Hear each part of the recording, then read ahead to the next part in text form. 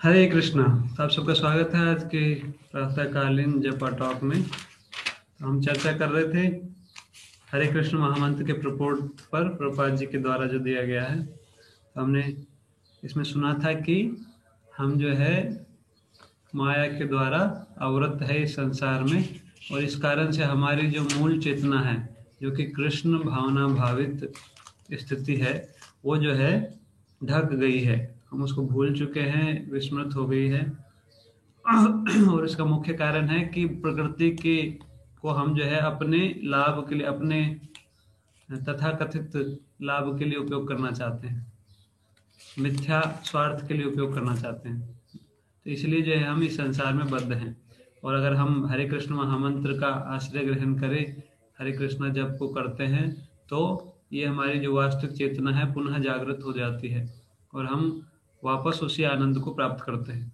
और इसके लिए कोई मानसिक एडजस्टमेंट, मानसिक चेंज नहीं करना, कोई परिवर्तन नहीं करना, ना कोई आध्यात्मिक कुछ बौद्धिक परिवर्तन की आवश्यकता है। कोई जैसी स्थिति में है, ना कोई घर परिवर्तन की आवश्यकता है।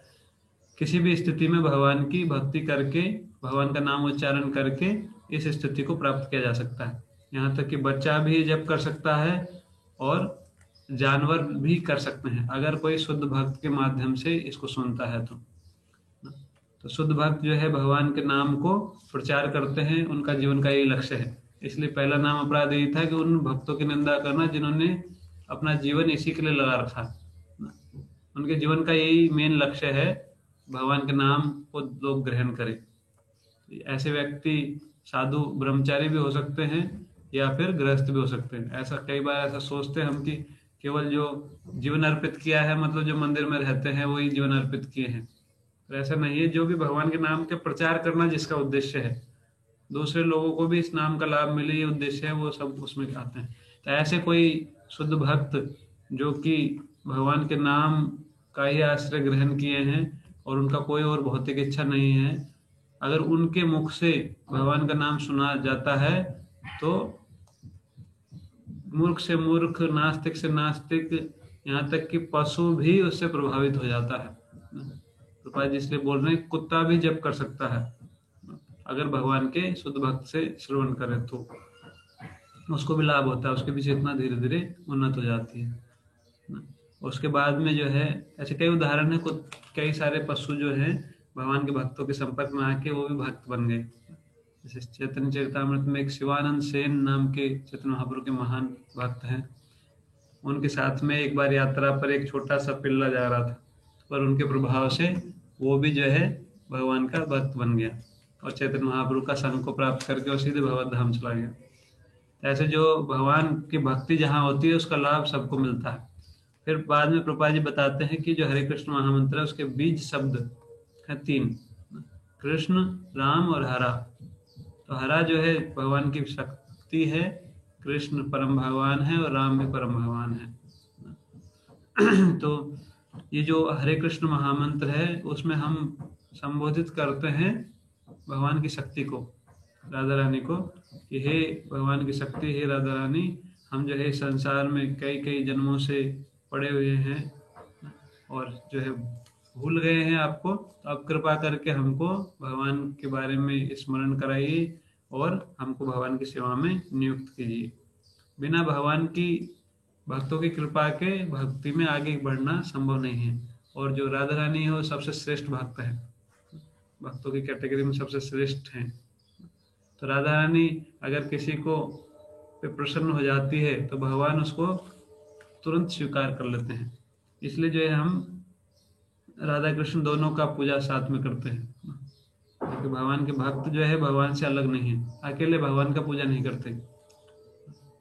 इसलिए जो है यहाँ पे हरे कृष्ण महामंत्र का यही अर्थ है कि हे भगवान, हम जो है यहाँ पर फंसे हुए हैं, हमारी सहायता करो, इस संसार सागर से, दुख के सागर से हमको बचाओ, इसको निकालो। तो प्रभुपाद जी लिखते हैं, the material energy called Maya is also one of the multi energy of Lord. तो भौतिक शक्ति जो है माया, जिसमें हम फंसे हुए, जिसके कारण से हम भगवान को भूल गए हैं, वो भी भगवान की शक्ति है। और अगर हम भगवान से प्रार्थना करते हैं और भगवान अगर माया को आज्ञा दे तो माया जो है हमको तुरंत छोड़ देती है। When the superior energy is in contact with inferior energy, an incompatible situation arises. But when the superior marginal energy is in contact with the superior energy, called hara, element, it is established in his happy normal condition.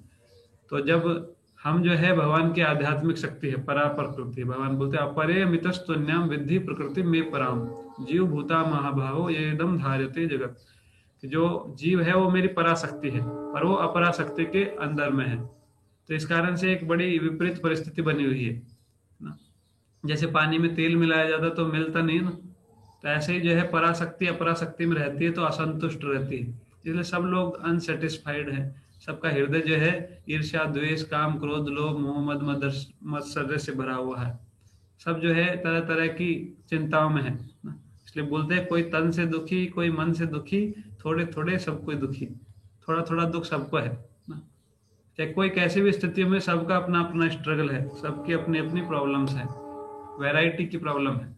भगवान की शक्ति इतनी विचित्र है कि उसमें करोड़ों अरबों की संख्या में लोग जीव जो है उनको सबको अलग अलग प्रकार का समस्या दे रखा है। पर अगर हम भगवान की आध्यात्मिक शक्ति का आश्रय लेते हैं जो कि महात्मा का लक्षण है, महात्मानस्तु माम पार्थ दैवीम प्रकृति में आश्रित, आत्मा जो है महान तभी कहलाएगा जब जाके वो भगवान की दैवी प्रकृति के संरक्षण में रहेगा, और वो है श्रीमती राधा रानी। तो उनके संरक्षण में रहने के लिए ये प्रार्थना है हरे कृष्ण महामंत्र कि हे भगवान हे राधा रानी हमको जो है आप अपनी शरण में लो ना। तो इस प्रकार से प्रभुपाद जी बताते हैं इसमें। तो आज हम यही समाप्त करेंगे। हरे कृष्णा। श्री प्रभुपाद की जय। समस्त उपस्थित भक्तवृंद की जय। हरिनाम प्रभु की जय।